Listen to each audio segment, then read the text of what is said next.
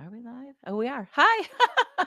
Well, it's clearly a good thing that this is my last live with Heather Vickery of the year because the tech is teching and we're just doing the thing. Hi, everybody. Welcome. Happy Thursday. Next Thursday is Christmas. If that's something that you celebrate, Merry Christmas to you. Happy New Year to everybody because it's New Year's all across the board. Um, Crazy. I didn't this topic today is about not bullying yourself into success and setting we're going to talk more about goals in the new year, but like what are goals versus commitments and how to have them be um aligned and feel good.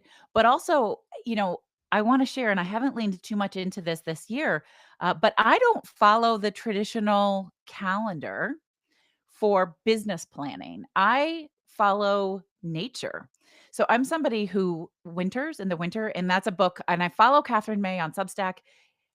I highly recommend following her. I highly recommend reading her book, Wintering, talking about how nature literally tells us how when we should flourish, when we should rest, when we should grow, all of that stuff. And so I do that. I don't do any of my business planning until the spring. It's something that I offer to all of my Spark Collective members. The opportunity we do this together, we it's called Bloom. We do that, and in the beginning of the year, we do reset, right? Letting go, releasing, all of that. So I follow that path and that platform, and it works really, really well for me. So if you ever want to talk more about that, maybe I'll do a session on it. But at this point, it is not scheduled in. I also want to tell y'all something exciting. Yesterday, I started having dreams about starting a new Substack publication specifically dedicated to books. Those of you who've been around for a minute know that I love to read. Just now finishing my 165th book of the year, which is my reading goal. My reading goal started at 135. I hit that. I upped it to 155. I hit that. I upped it to 165. I think I'll probably be close to about 175 by the time the year is over. Maybe not, maybe 170. Anyway, I love to read. It's not a competition, but I love to read. I learn things from books. I relax, I rest, I grow, I get inspired. And so I did start a new publication called The Reading Well. And if you guys like to read, I would love to have you join me over there. It's brand new. The first post is coming out tomorrow, I think. Right now, we just have a coming soon post. And then I'll be digging in on all of the stuff that I've read over the past year. And then I'll start to share other things like favorite memoirs, favorite historical fiction, favorite rom com, all of that. We'll be building out all of that.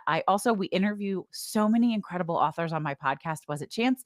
I'll be doing bonus interviews through the Reading Well. So it's just a lot of fun.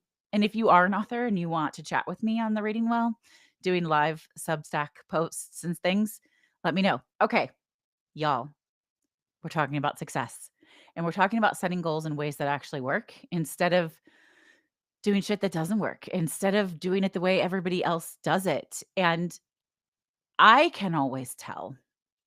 I have to tell you guys this. You can see the smoke. I bought myself a personal humidifier. Thank you, TikTok Shop Marketing, because it is so dry in my house this winter. And so it's running right now. Hopefully, it's not super distracting. Could you guys see it? I could see it. I love it. Um, I can always tell when there's a success, but there's no celebration. There's nothing feels good. It's like, oh, I checked that off the box and I'm moving on.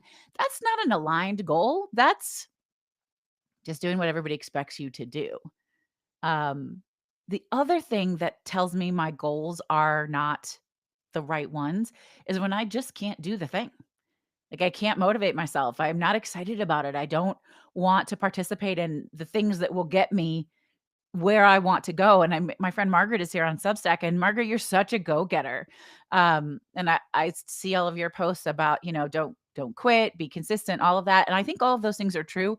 But if you're fighting with those things, in my opinion, it is because it's not the right goal. It's not the thing that's actually you're supposed to be working on. And so you're not motivated, you're not consistent, you don't have those things to excite you, and so you're not following through. When I am working with clients one-on-one, at the end of every session, I have them do commitments, and if they haven't followed through on their commitments 3 times, I take it off their list. I'm like, this is not something you actually want to do, clearly. So let's talk for a second about the difference in commitments and goals. Goals are things that you are working towards. Goals are things that would be nice. They would be amazing. Commitments are things that you are doing. You have committed to doing them come hell or high water. And not only that, but you have said exactly when you're going to do it, how you're going to do it, who's going to hold you accountable for it. You put it in your calendar, you set reminders, you do all of that. Those commitments are the action steps that you take to check your goals off, to get to your goals. Oh, friend, you're struggling because of the holidays. I'm so sorry. The holidays can be really difficult for everybody. Um, I feel that since my divorce, the holidays have been hard for me, and I really have to struggle with once Halloween hits, I'm kinda just ready for January. Like, can we just get to January? That would be so nice. But then I remind myself that the pleasure is in the presence. And this actually fits into being successful and checking off your goals and not bullying yourself. The present is in your presence. Finding ways to refocus on what is good right now, what is working right now, what feels good right now, what you're excited about right now, even if maybe there aren't that many things that you're feeling excited about, it will shift you out of one neurological state and into another. It'll help you connect with gratitude, which, as a reminder, is the number one way to increase overall happiness, joy, and well being while decreasing stress, anxiety, and depression. And it's science. I didn't make it up. It works. Right. And so it isn't to say that things don't suck or they're not hard or they don't feel heavy. I really battle with this myself every holiday season. It isn't to say that those things don't exist, but also finding ways to make what is existing in this moment okay for you and to support you. I oh, I feel that so deeply. If you wanna talk more about it, friend, separately, let me know. We can always set up a chat. I'm happy to do that for you. So many people, as you're closing out the year, are so focused on what next year is going to look like. And again, I don't do that. I winter, and I do that goal planning and life planning in the springtime. But since so many of you are talking about it, this is why I wanted to share this particular conversation with you guys today. Because first, again, we need to understand the difference in goals and commitments. Like I just shared, goals are great. They stretch you, they light you up, they give you something to look forward to. They offer hope and direction and forward momentum. But just having a goal doesn't tell you anything about how you get it done. The commitments are the things that make it work. Goals are your destination, and commitments are the tiny, doable, intentional action steps that actually get you there. And so much of that has to be related in finding goals that feel hopeful and not heavy, that feel exciting. Maybe they stretch you, they should. We want our goals to stretch us a little, but you can see a path forward. One of my favorite tools when we're doing hypnosis or time techniques or shifting submodalities, so changing the way you think, and feel about a past experience, all these subconscious tools is and one of the things we can do on your timeline and time techniques is we can plant a goal in your future. And one of the questions that we ask is, um, imagine it's the day after you've achieved this big goal that you have for yourself, this big dream. What resources did you use to get you here? And that is a hard question. You have to really sit and think about that. Oh, what resources? Well, um, I used my brain, I used the internet, I talked to this colleague or friend who's had this experience in the past, I used ChatGPT, I used Notion, I used, whatever, right? You go through and you list all of these resources, but then we get to deeper resources. I used meditation, visualization, EFT tapping. I used staying present as a resource. I used reminding myself why it matters, fitness, whatever, right? All sorts of resources. And then we say, do you know anybody else who's achieved this goal? And if the answer is yes, you say, what resources might they have had? All of a sudden, it's expansive. There are so many ways to check off this list. And I'm reminded, and I've been thinking, clearly this is coming up a lot. Several times I've done a numerology reading with numerologist to the stars, Josh Siegel. My stepsister introduced me to him. He's actually really, really brilliant. He's a little quirky, but he's really brilliant. And I've done 2 or 3 different readings with him, but it's been years. And that's showing up in my dreams. And if you've been around for a couple of live shows, you know that my dreams tell me what I need to do. And if I remember it the next morning, it's like, this is a thing you need to do. So I'm going to have to schedule time with Josh because I can feel it coming up. But in one of the earlier sessions, I told him that I wanted to travel to Australia for work. I wanted to be speaking and running workshops in Australia. Why Australia? I don't know. Or New Zealand, Australia, New Zealand. I mean, I wanna do them all over the world because I love traveling. I am a global transformation coach and speaker that changes people's lives by helping them learn to know, like, and trust themselves and unwire all the bullshit society's put on them so that they can be in love with their life. I do that for people all over the world, and I want to travel to these places and connect with folks. And I said to him, "But I don't know how to do it." He goes, "Ugh, that's ridiculous. Of course you do. Of course you know how to do it." I was like, but I don't." He was like, where could you start, right? Same thing that I would say to anybody else. Where could you start? Who do you know? Do you know anybody who has done it? Do you know anybody who might know somebody else in the area? Like, you start to build relationships. That's what happens. So manifestation, just a reminder, manifestation is not declaring something and it magically appears. Manifestation is declaring something and then shifting the way you show up in the world to make it appear. And what I love about Josh reminding me of that is I would do that for a client any day, but it is difficult to do these things for ourselves. That's why coaches need coaches, therapists need therapists, doctors need doctors, right? Like, we can't give ourselves the same things that other practitioners can give us. We all need support. Nobody has it figured out all the time. We all need support. So start with goals that feel hopeful and not heavy. And whether you are a planner or a pantser, we use that term in writing all the time, but whether you like to plan every single thing out, that's not me, or a pantser where you go, I have this idea, I'm going to do this. Okay, let's build this. That would be me. This is why I like to have a team, which right now I don't have much of a team, but to help me, like, take all my big ideas and where they fit into the plan. Collaboration is key. But the question you can ask yourself is, does this goal excite me? Does it feel like growth or does it feel like pressure? Does it feel fun or does it feel formal, like I have to do it? So that's a way to make sure that the goals you're setting for yourself are things that you really want to be committing to. The other thing, and this isn't even in my list and my notes to share today, but that's coming up for me is if something appears 3 times for me, I know that's my subconscious, my inner intuition telling me you need to pay attention to this thing. You need to focus on this thing. And I always use the rule of 3, always.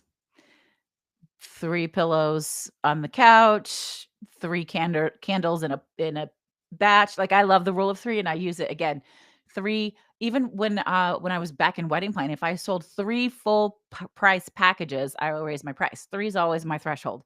So if something shows up for me 3 times, it's time for me to take action on it. Okay, the next thing is choosing commitments that match the human that you are right now in this moment. Do not set a pace or a schedule that's going to fuck you up. Why would you do that? Find a way to do it that honors you. I'm a projector in human design. I have 3 to 4 hours of work in me a day, focused work. If I go beyond that, my work quality sucks, my personality sucks, my temperament sucks. I'm exhausted. I can't be who I want to be for all the people I care about. So when I'm planning out my day, I have to think really truly about what are all the things I have going on and how do I make it all work. And there are plenty of days in my schedule where I don't have any client interaction or calls. So those are the days where I use to build out things, work on projects, emails, social media, all that stuff. And I'm really intentional about how I'm spending that time and when. And then I also know my physical cues. Um, when I start to feel heavy in the back of my neck, uh-oh, we're hitting a wall, time to go. Or my brain gets fuzzy. I get a bit of a pressure right here in my third eye. I'm like, it's time to walk away. I can really physically feel it. So I want you to learn those physical cues. But commitments work only when they match the reality of your life, of what's available to you, of what you can actually make happen. So, breaking things down into the smallest possible intentional action step that you can take and be completely consistent without the drama, right? One tiny doable thing is so much more powerful than 10 big commitments that you never follow through on. Because one tiny intentional action step leads to the second one. You can list them all out, you can have all 10 of them, but just commit to the first one, the easiest one, the lowest hanging fruit, or maybe the one that feels the best in that moment. Maybe it's not the easiest one, but you're like, "Oh, I'm excited about this. I'm gonna tackle this." Do one, and then the next, and then the next. So the question to ask yourself when it comes to matching the human that you are in the moment, the way that you're feeling, the way you're showing up in the world is, what am I genuinely willing and excited about doing this week? Really, really important question. Next is, keep your commitments small, 7 to 14 days, and then reassess. Is this working? So maybe your commitment is, I'm going to write every single day for an hour. Great. Or I'm going to work on my podcast at 2 hours every day. But I think that's a lot. I don't know, but writing is a little bit different, and people do like to be consistent about writing every single day. But whatever that is, only commit to doing it for maybe a week and then check in with yourself. Did this work? Did I like it? Did it feel good? Did it get me the response that I wanted? If not, is there something to shift, change, let go of, start? All of that. Asking yourself those questions is game changing. And make sure that your body, your somatics, your nervous system is part of the plan. I posted something earlier on Substack today that your mind is a great asset, but it's a terrible master because your mind is going to try to override what your body knows to be the truth. But your nervous system gets to decide if you're going to follow through with something or not. If you don't feel safe, if you're in dread, you're in shutdown, you're in constant push things off mode, there is a reason. Listen to it. It is not because you're broken. It is not because you're bad. It is not because you can't do it. It's not because you don't have the skill. It's not because you're lazy. There's something you're missing. Check in with yourself and ask yourself those questions. Can you break it down? Can you make it smaller? What about it? Do you actually still really want it? Do you really still want it? Truthfully, honestly? And if the answer is yes, then break it down even smaller than it is to begin with. When I was first launching, I had an audio course years and years and years ago, 2014, maybe 2015. And I was working with a coach, and he said, "Well, what's the first thing you can do if you're," because I was going to do audio and video. I ended up doing just audio because the video was really stressful for me. Believe it or not, I don't love being on video. Nobody believes me now because I do it so much that it's kind of second nature, but it's not my first choice. Hence, I love podcasting. But he was like, "What's the first thing that you can do?" And I'm like, "Well, I need to write a script." He was like, "Well, before you can write a script that you use, maybe you need to go and get note cards." Oh, go to the store and get note cards, right? Breaking it down, even smaller, even easier to achieve. Because once you've got the note cards, then you're like, "Oh, well, maybe I'll write on these note cards," right? That is not something I ever said yes to because I hate my handwriting, but I would need to like print it and tape it on or cut it or something. You got to find a way to make it work for you, right? But make sure that your body is on board. So asking yourself daily, does this feel doable today? Does this feel good? Is there something I need to adjust? Right? Let your body give you information. Super, super powerful stuff. And then make your commitments visible, specific, and accountable. Accountability is game changing. Accountability is game changing.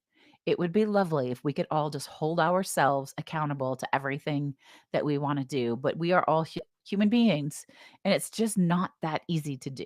It's not that easy to do, and you're not weird or broken or bad for that. Um, I I have routines and systems, and I do habit stacking, and that helps me. Like, I have vitamins that I take every day, and I keep them right by my coffee mug. So when I pull my coffee mug down, because I'm gonna have coffee every day, I pull my coffee mug down, I remember I take my vitamins. If I didn't put my vitamins next to my coffee mug, I would not remember it every day. I just wouldn't. And that's okay. Right. So finding habit stacking, finding ways to support yourself, asking for help, and a good old accountability partner. is such a game changer. If you don't have one, find one.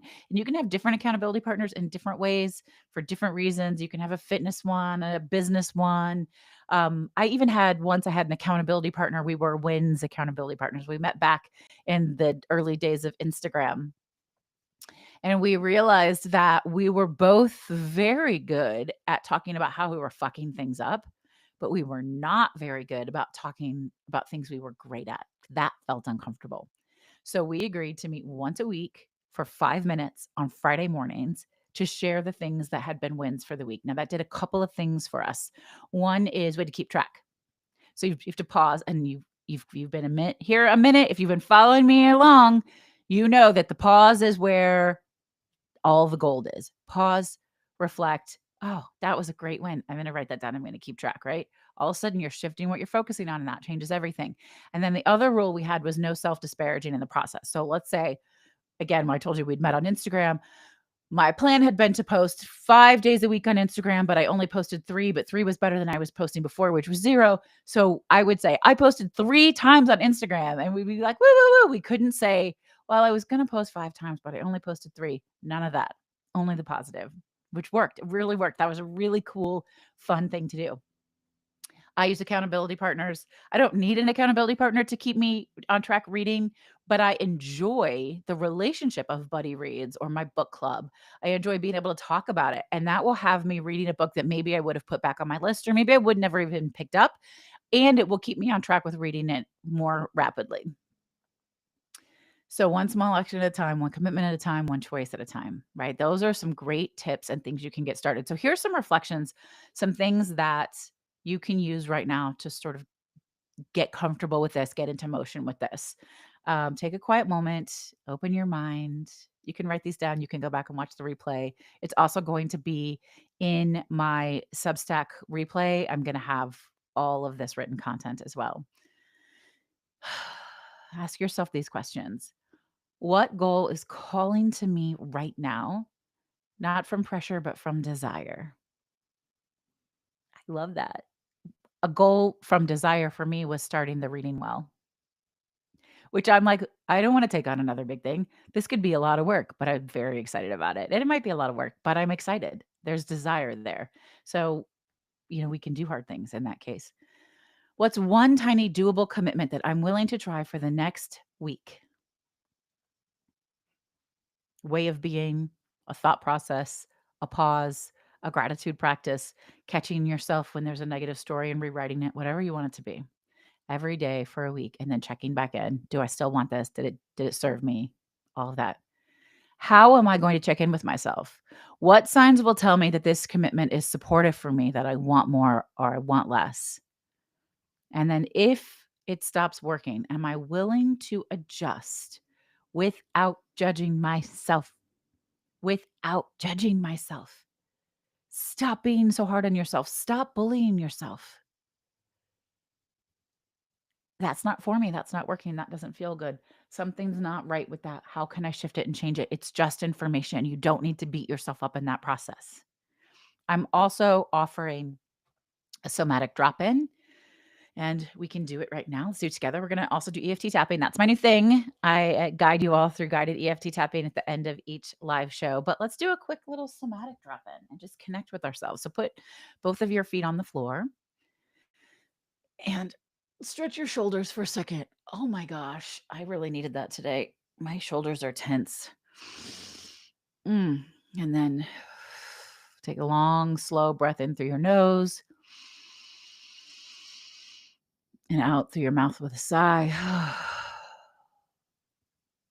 Bring one hand to your heart and put one hand on your belly, and then just feel into your body. Let yourself settle into this moment.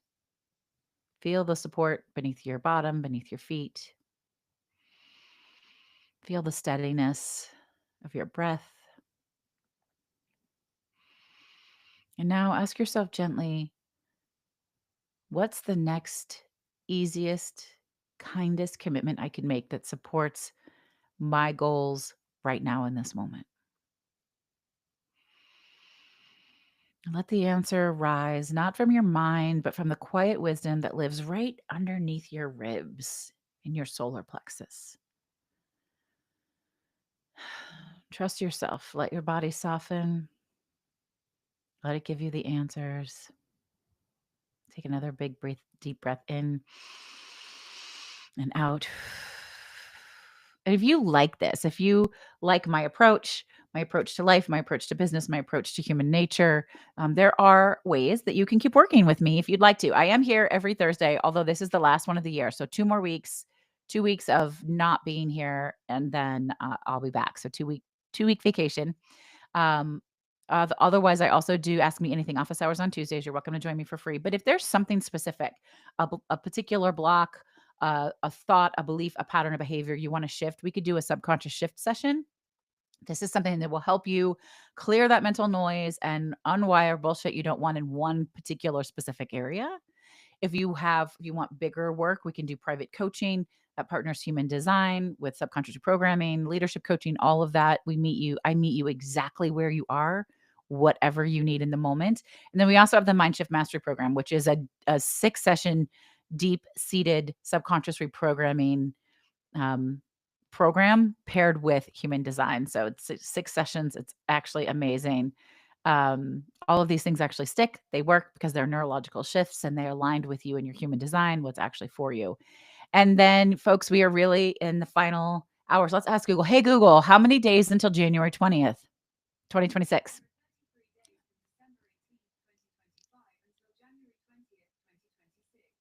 You just say 33 days. Is that what it said? Say it again. Hey, Google, how many days until January 20th, 2026? No, she didn't hear me. 33 days. We're going to be in Costa Rica. And this is an incredible opportunity. I only have 3 spots left for the Costa Rica retreat. If your whole body has been, kind of screaming, but maybe quietly, I need a rest. I need a break.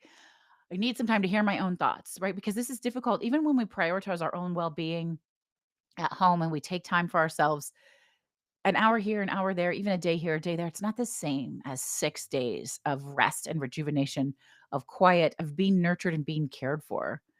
Just a few spots left for the Costa Rica retreat. 6 days, anti-inflammatory, plant-based, gluten-free, dairy-free, gourmet, gorgeous food. I have traveled the world and it's the best food I've ever eaten. Absolutely spectacular. You're going to feel so good.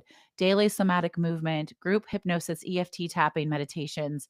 I'll be there to support with human design, subconscious reprogramming. We have indigenous healing experiences like a blue clay experience by the water's edge. We're doing sound bath and breath work and a cacao ceremony. Like it's so fucking yummy. And you're going to be held and nurtured. You don't have to do any of the caring. You get to be cared for. So if you're feeling a pull to that, reach out to me and let's talk about it because this is it. Costa Rica is coming soon and we only have a few spots left. Okay. Who's ready for some EFT tapping? Who's ready for some EFT tapping? Those of you who are new and haven't done it before, EFT tapping is emotional freedom technique, and it is a way to release some shit that you don't want and call in what you do want. So when we're tapping, again, just stretch for a second. I did not realize how tight my neck was today. I don't know what that's about. Put your left hand over your heart and your right hand over your left and repeat after me, either out loud or in your mind. Thank you. I'm sorry. I forgive you. I love you. We always start on the karate chop point.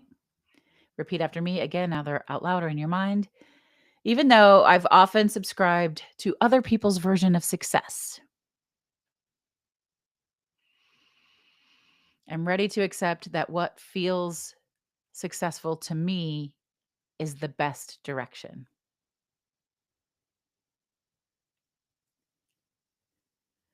Even though I've set goals that don't align or serve me, and then been hard on myself when I don't achieve them, that stops today. Starting now, I will honor what feels good and aligned to me in this moment. I will trust myself and lead from ease and not pressure because it's safe to trust myself. I release the fear that I'm not doing enough. I deeply and completely love, honor, and accept myself. Moving to the inner eyebrow. I'm releasing the shoulds that I inherited from everyone else. I'm letting go of the heavy weight of expectation. I choose to listen to my own internal compass. Outer eyebrow. I'm choosing goals that feel like a spark and a soft exhale. I don't need to sacrifice my peace to prove my worth. Success is followed and partnered with joy.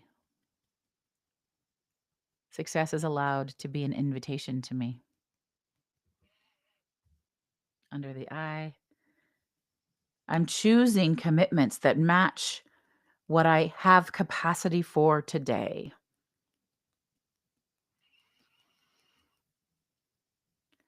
I don't need to be perfect to make real progress.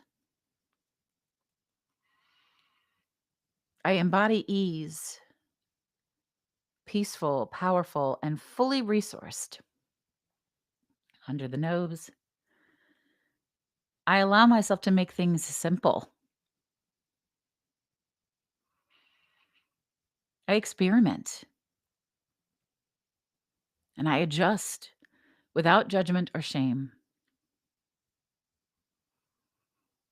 I trust myself to know the path even when I cannot see it clearly. Under the mouth, I'm building a living relationship with my future self. I lead with compassion and self compassion. I celebrate all wins, especially the small ones. Collarbone. I am resourced, supported, and I have everything I need. Success is the steady, quiet stacking of intentional wins.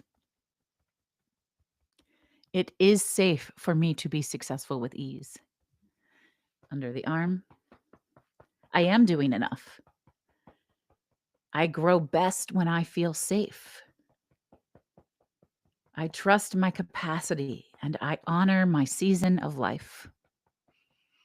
On top of the head, I am grounded, centered, and fully aligned. I am choosing the next, easiest, kindest step toward my vision. I trust myself to grow in a way that actually works with me and for me. And I deeply and completely love, honor, and accept myself. Gently stop tapping. Take another breath in and out. Thank you for being here. I am so grateful that I get to spend this time with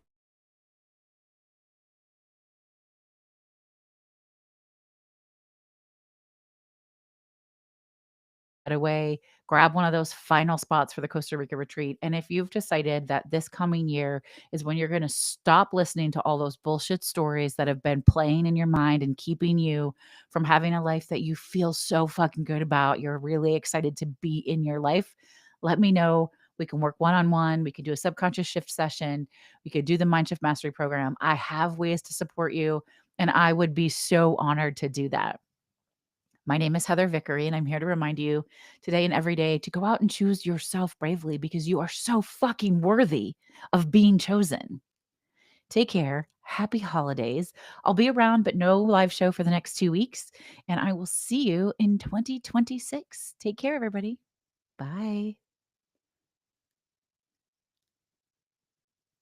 I can't end it. There we go.